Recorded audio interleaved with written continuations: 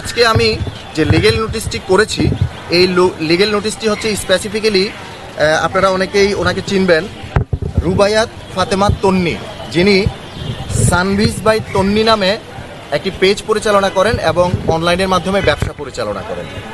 এখন ওনার বিরুদ্ধে অভিযোগটা কি? ওনার বিরুদ্ধে অভিযোগটা হচ্ছে, আপনারা যদি ওনার ভিডিও দেখেন, ওনার পেজটাকে ফলো করেন, আপনারা দেখবেন যে উনি ওনার পেজে বিভিন্ন সময়ে কাপড়ের যে প্রচারণা, কাপড় বিক্রির যে ব্যবসার যে প্রচারণা, এটা এমনভাবে করে যাচ্ছেন, বিভিন্ন সময় অশ্লীল অঙ্গভঙ্গি করছেন, অশ্লীল শব্দ চয়ন করছেন, কখনো কখনো উনি স্পেসিফিক আমি নাম মেনশন করব না, উনি মেয়েদেরকে কাপড় খুলে পেটানোর মতো ধমকও দিচ্ছেন অনলাইনের মাধ্যমে।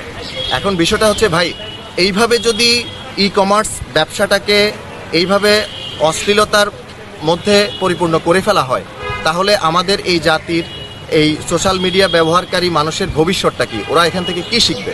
আমি আপনাদের মাধ্যমে সানভিজ বাই তন্নি, উনি এবং যারা এই ধরনের অনলাইন মিডিয়াতে অশ্লীলতা ছড়াচ্ছে, আমি ওনাদের সবাইকে এটার মাধ্যমে সতর্ক করে দিতে চাচ্ছি যে আপনারা প্লিজ এখান থেকে দ্রুত বেরিয়ে আসেন, অথবা আমরা আপনাদের বিরুদ্ধে যথাযথ আইনানুগ ব্যবস্থা গ্রহণ করব।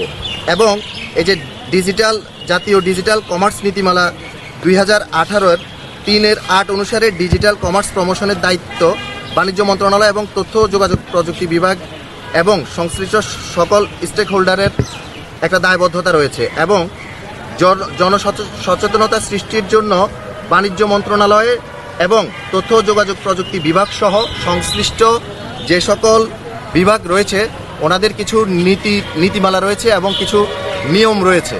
আপনারা ই কমার্সের মাধ্যমে যদি সঠিকভাবে ব্যবসা পরিচালনা করতে হয়, আপনারা এই নীতিমালা অনুসরণ করে ভবিষ্যতে আপনাদের পেজ পরিচালনা করবেন এবং ই কমার্সের যে ব্যবসা সেটা পরিচালনা করবেন, এবং এই ধরনের অশ্লীল এবং কুরুচিপূর্ণ অশ্রাব্য এই ধরনের কথাবার্তা বলা থেকে বিরত থাকবেন। এই নোটিশটা আমি করেছি রুবায়াত ফাতেমা তন্নি, সানভিজ বাই তন্নি, এই পেজটা যিনি পরিচালনা করেন ওনাকে। আশা করি এই লিগ্যাল নোটিশের উনি জবাব দিবেন এবং ভবিষ্যতে উনি এবং যারা এই সমস্ত অশ্লীলতা ছড়িয়ে যাচ্ছেন, ওনারা পরবর্তী সময়ে এই সমস্ত প্রচারণা থেকে বিরত থাকবেন বলে আমি আশা করি।